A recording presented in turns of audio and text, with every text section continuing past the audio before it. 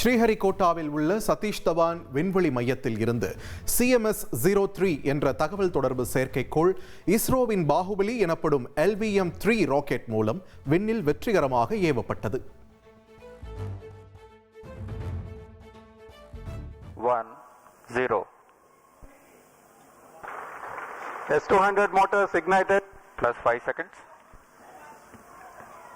S200 boosters का सफलतापूर्ण प्रज्वलन और LVM-3M5 का उत्थापन द्वितीय प्रमोचन मंच से LVM-3M5 CMS-03 mission.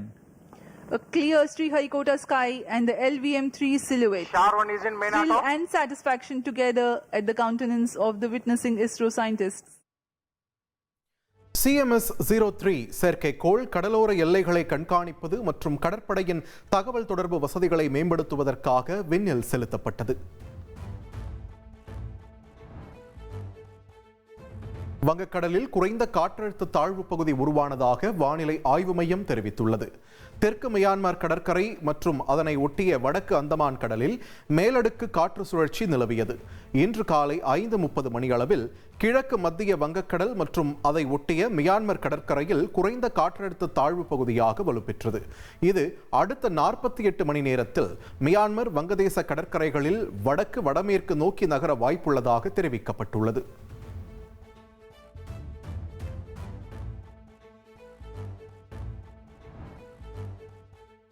Chennai நுங்கம்பாக்கத்தில் November மாதத்தின் உச்சபட்ச வெப்பநிலையாக 35.5 டிகிரி செல்சியஸ் பதிவாகியுள்ளது.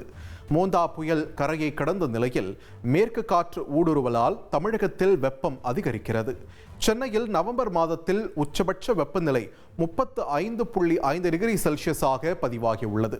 இதற்கு முன்னதாக 1999 ஆண்டு நவம்பர் 2ஆம் தேதி பதிவான 35.4 டிகிரி செல்சியஸ் வெப்பநிலையே அதிகபட்ச வெப்பநிலையாக இருந்தது. தமிழக கடலோர மாவட்டங்களில் 35.5 டிகிரி செல்சியஸ் வரை வெப்பநிலை நீடிக்கும் என்றும் ஓரிரு இடங்களில் 36 டிகிரி செல்சியஸ் வரை எட்டலாம் என்றும் தெரிவிக்கப்பட்டுள்ளது. உள் மாவட்டங்களில் 34 முதல் 37 டிகிரி செல்சியஸ் வரை செல்லக்கூடும் என்றும் கணிக்கப்பட்டுள்ளது.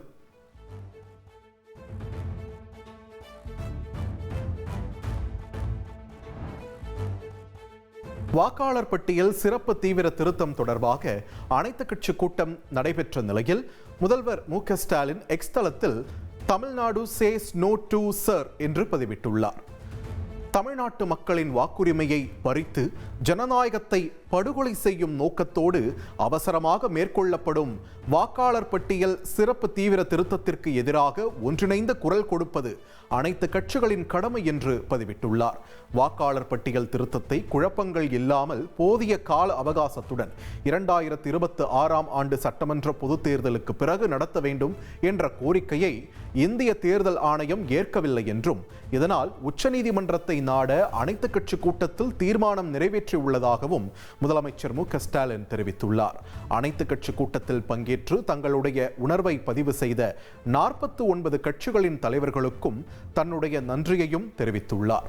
மேலும் இக்கூட்டத்தில் பங்கேற்காத கட்சிகளும் SIR குறித்து விவாதித்து ஜனநாயகத்தை காத்திடும் முன்னெடுப்பை மேற்கொள்ள வேண்டும் என்றும் கேட்டுக்கொண்டுள்ளார்.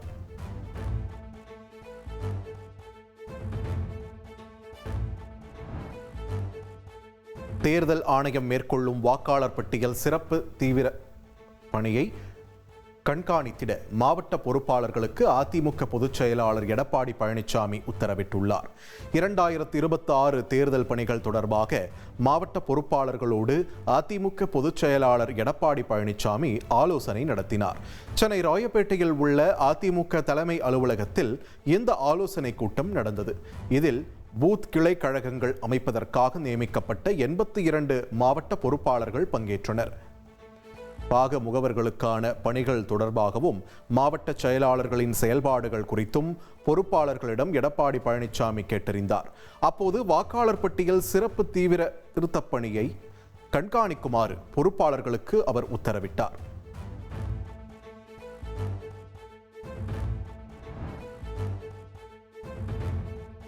கரூர் கூட்ட நெரிசல் சம்பவம் தொடர்பாக நாளை பனையூரில் அக்கட்சி நிர்வாகிகளிடம் விசாரணை நடத்த சிபிஐ அதிகாரிகள் திட்டமிட்டுள்ளனர். இது பற்றி ஏற்கனவே பொதுமக்கள், வியாபாரிகள் என பல்வேறு சாட்சிகளிடம் விசாரணை நடத்திய சிபிஐ அதிகாரிகள் அடுத்த கட்டமாக சென்னை பனையூரில் உள்ள தாவேகவின் தலைமை அலுவலகத்தில் அக்கட்சி நிர்வாகிகளிடம் விசாரணை நடத்த உள்ளதாக தகவல் வெளியாகியுள்ளது. மேலும் இதற்காக ஒரு குழு கரூரில் இருந்து சென்னைக்கு புறப்பட உள்ளதாக தெரிய வருகிறது.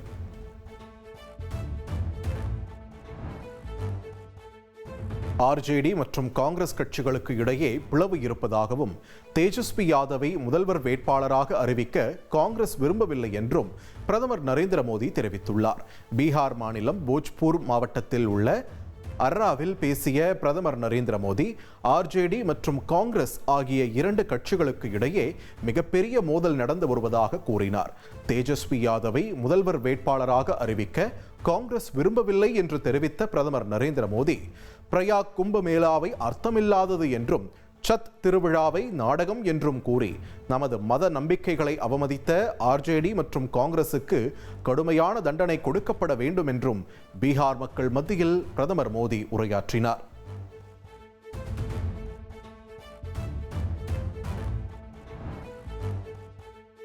வடகொரிய அதிபர் கிம் ஜாங் உன் அந்நாட்டின் 11வது படைப்பிரிவை பார்வையிட்டு ஆலோசனைகள் வழங்கினார். அவரை ராணுவ வீரர்கள் உற்சாகமாக வரவேற்று குழு புகைப்படம் எடுத்துக்கொண்டனர். வடகொரியாவின் மிகவும் உயரடுக்கு சிறப்பு படைப்பிரிவான 11வது படைப்பிரிவு யுக்ரைனுடனான ரஷ்யாவின் போரை ஆதரிக்க கடந்த ஆண்டு இறுதியில் ரஷ்யாவுக்கு அனுப்பப்பட்டது குறிப்பிடத்தக்கது. வடமேற்கு மெக்சிகோவில் உள்ள ஹெர்மோசிலோ என்ற நகரில் உள்ள பொதுக்கடை ஒன்றில் ஏற்பட்ட பயங்கர தீ விபத்தில் 23 பேர் உயிரிழந்த நிலையில் 11 பேர் படுகாயம் அடைந்துள்ளனர். மின்சார கசிவு காரணமாக இந்த விபத்து ஏற்பட்டதாக கூறப்படும் நிலையில் பலர் நச்சுவாயுவை சுவாசித்ததால் உயிரிழந்ததாக தகவல் வெளியாகியுள்ளது. இந்த தீ விபத்திற்கான காரணம் குறித்து தொடர்ந்து விசாரணையானது நடைபெற்று வருகிறது. ஆஸ்திரேலிய அணிக்கு எதிரான 3வது T20 போட்டியில் இந்திய அணி அபார வெற்றியை பெற்றது. டாஸ் வென்று இந்திய அணி பந்து வீச்சை தேர்வு செய்த நிலையில் ஆஸ்திரேலிய அணி முதலில் பேட்டிங் செய்தது. டிம் டேவிட் மற்றும் ஸ்டாய்னிஸின் அதிரடி அரை சதத்தால் 20 ஓவர்களில் 6 விக்கெட்டுகள் இழப்பிற்கு ஆஸ்திரேலியா 186 ரன்கள் குவித்தது. தொடர்ந்து 187 ரன்கள் என்ற இலக்கை நோக்கி ஆடிய இந்திய அணியில் அபிஷேக் சர்மா 25 ரன்கள், கேப்டன் சூரியகுமார் யாதவ் 24 ரன்கள் எடுத்தனர். சீரான இடைவெளியில் இந்தியா விக்கெட்டுகளை இழந்தாலும் 6வது விக்கெட்டுக்கு வாஷிங்டன் சுந்தர், ஜிதேஷ் சர்மா அதிரடியாக ஆடினர். இதையடுத்து 18.3 ஓவர்களில் இந்தியா இலக்கை எட்டி 5 விக்கெட்டுகள் வித்தியாசத்தில் வெற்றி பெற்றது. இனி செல்லும் இடமெல்லாம் செய்தி. தந்தை டிவியின் வாட்ஸ்அப் சேனலை ஃபாலோ பண்ணினா செல்ல இருக்கும் இடமெல்லாம் செய்தி. இதோ QR கோட், இப்பவே ஸ்கேன் பண்ணுங்க, ஃபாலோ பண்ணுங்க.